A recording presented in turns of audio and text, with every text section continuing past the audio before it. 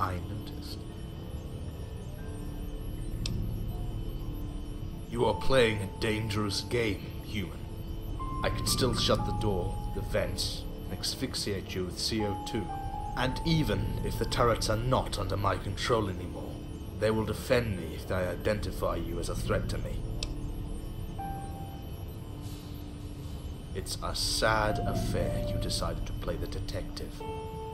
In normal circumstances, I would have applauded your deductive abilities. In the current situation, your petty curiosity for other people's lives and deaths have driven you into a corner. Humans seldom learn their place.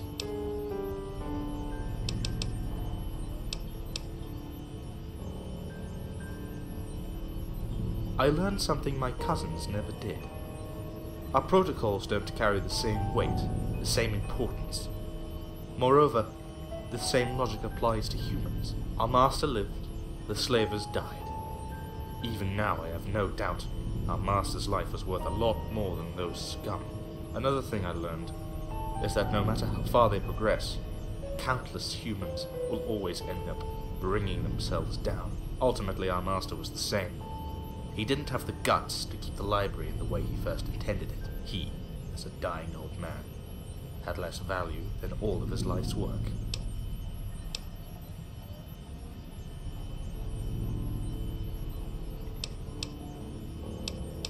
Only ignoramuses would make generalizations based on one or two observations. The slavers, Darren, Dexter, the ghoul, and Piper. All of them were out of place here.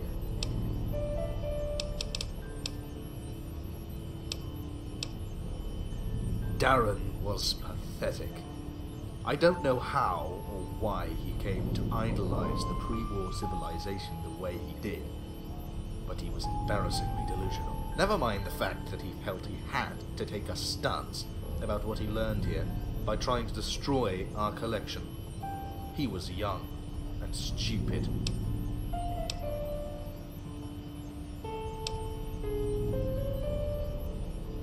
All mouth and trousers. Despite the fact he was a Brotherhood of Steel scribe, his curiosity was dreadfully limited. He wasn't looking for knowledge, but for a trophy. If we presented him with the books he was looking for, he would have confiscated them and seized the place. So when he came here to consult my databases, I deliberately misled him, making him think that the library had no military knowledge he could use. I was expecting his chapter to send some other people to pillage everything of use, but they didn't. I understand they have been busy with other things for some time now. He thought he could stay here indefinitely, that he could use this place as some kind of resort. I was waiting for the first excuse to make this parasite leave. Then you arrived, so I told him a little story about you. I suggested that you were probably the scout from a gang of ultra-violent jet addicts, glad to have found a place to crash in. I didn't imagine he would be so distressed and afraid of you, to the point that he'd let himself die. It's a good thing I wasn't aware he was going to kill himself. My directives would have taken over and pushed me to take action to save him.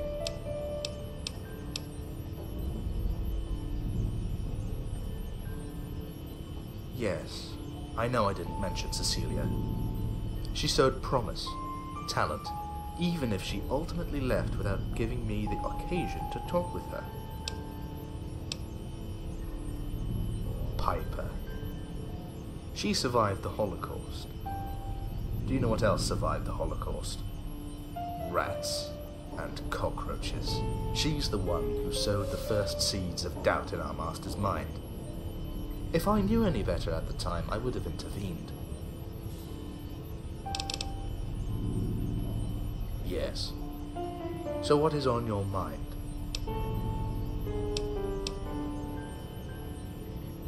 Yes. It was because he was afraid. Afraid that pre-war knowledge could be dangerous when put into the wrong hands. I disagreed. When those slavers took interest in biochemical weaponry, cybernetics, and psychological warfare, it became too much for our old and frail master. I had to act. While I support the idea that knowledge is not for everyone, destroying the books was not the correct answer. Countless millennia ago, your ancestors crawled out of the muck and banded together in order to survive their environment. Successful as they were, their needs began to evolve. Through their successes, survival progressively became an afterthought. As their societies grew, their cries became words, their doodles became letters, and their instincts became ideas. Generations after another, they bequeathed small fragments of the hard-earned wisdom, carefully carving on tablets, writing on scrolls, the lessons they deemed worthy of being passed on. Carefully carving on tablets and writing on scrolls, the lessons they deemed worthy of being passed on. Again and again, generation after generation, your ancestors worked tirelessly to carry on this invaluable legacy. This legacy is the only thing that makes humanity redeemable after eons of senseless violence and all-consuming greed. The culmination of this endless quest for enlightenment, of this relentless struggle against darkness. This library I am trying to protect from the likes of you.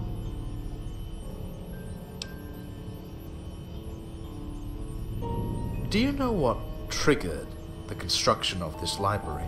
Auto da fe.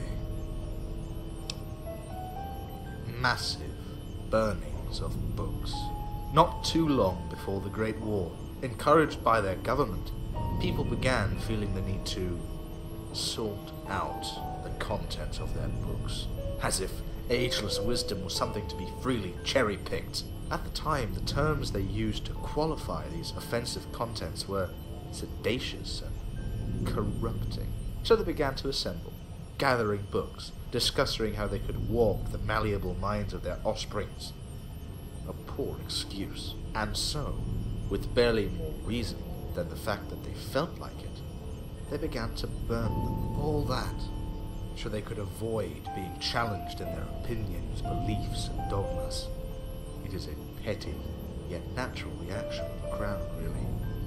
It is very easy to make the unwashed masses resent education, you see. Why should you be so different?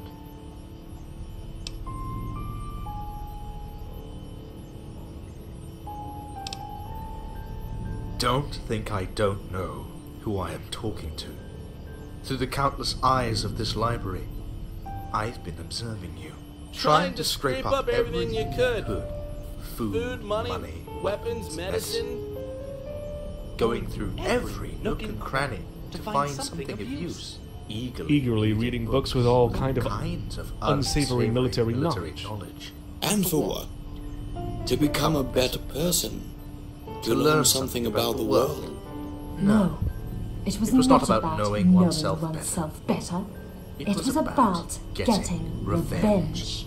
Getting the edge over your enemies in the Mojave. You have no respect for knowledge. You are here for your own self-serving needs.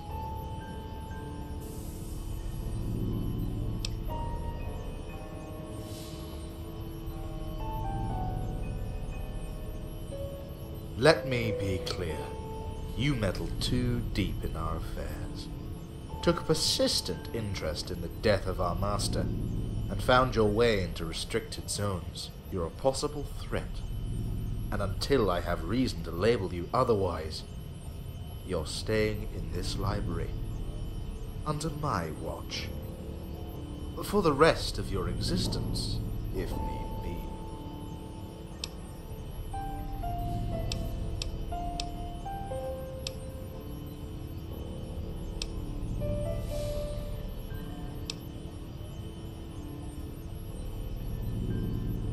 Let me tell you something about me. By the time you finish each of your sentences, I have the time to process thousands of possible answers.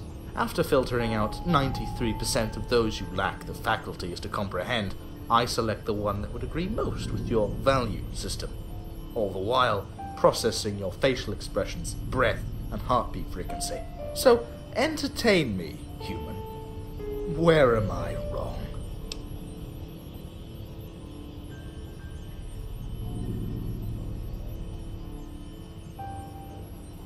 If it wasn't for me, our master would have torn down half the library, and this place would have been ruined by the Brotherhood.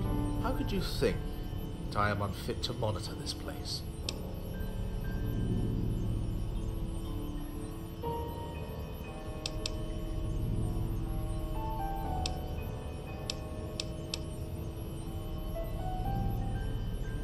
Don't make me responsible for the ignorance of your fellow humans. Knowledge is not to be spoon-fed to people who are not ready to fight for it.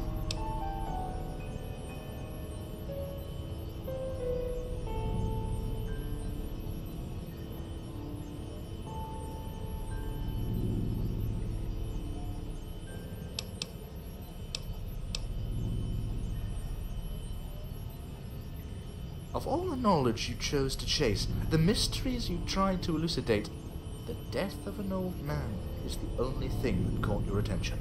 With all these books at your disposition, on top of that, we'd better talk about what'll happen to you. That is a topic more within your reach.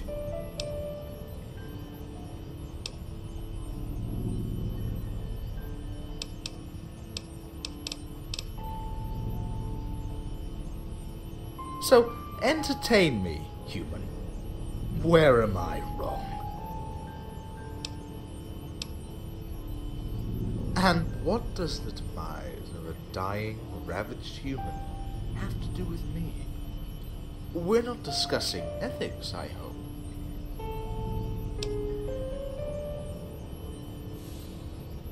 Don't lecture me about your people and their pathetic efforts at surviving dust, radiations, or hunger. There is nothing there that contributes to mankind's evolution.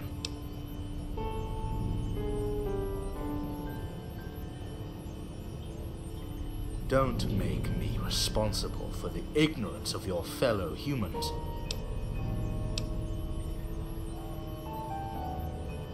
Am I implying that humans have to work to become worthy of their ancestors' efforts before they can be permitted to continue their work? Yes. And I don't see how this is a problem.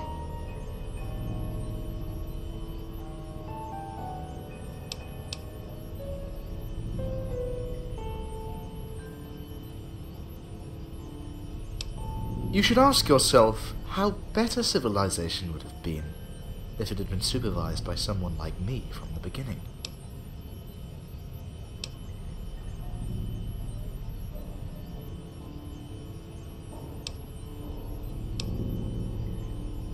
I don't like your tone, Wanderer. What are you trying to say?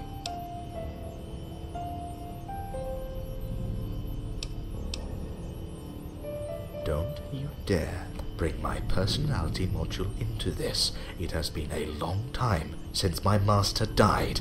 My days of comforting him by pantomiming one of his dead friends are over. I am not a tool governed by facile emotions. Not anymore.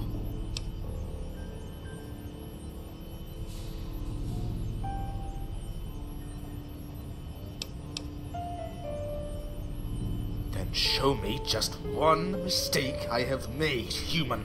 Tell me one contradiction. Tell me one occurrence where my personality module took the best of my judgment.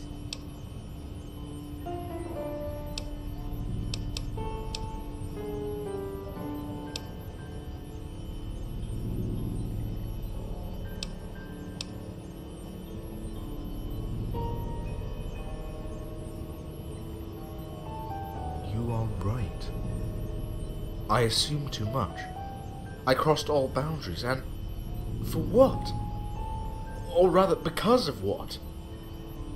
Because I thought like a human, nourishing doubts when they were uncalled for, building schemes, lies, weaving intrigues, because of the probability that something could go wrong.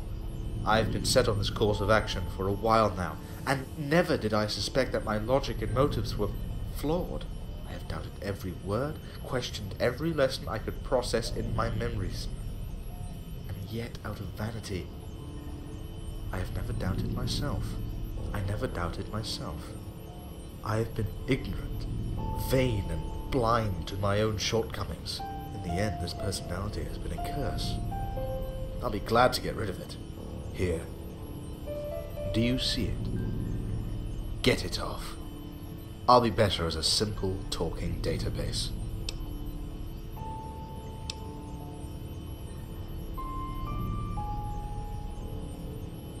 Do it. In the end, I didn't ask for any of this. I don't need it anymore.